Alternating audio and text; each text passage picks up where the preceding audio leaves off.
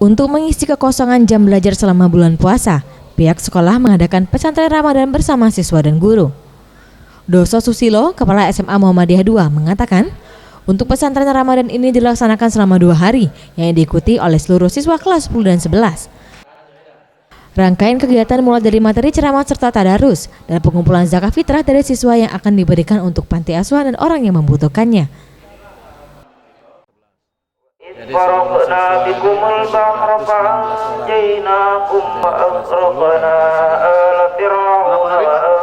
pelaksanaan kegiatan ini 2 hari.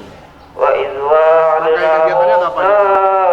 Kegiatannya langkah-langkahnya dari pertama, yang pertama kita mengadakan kegiatan bakti sosial. Dan bakti sosial ini sudah kita sampaikan kepada yang mendapat korban kebakaran di 15 Ulu. Dan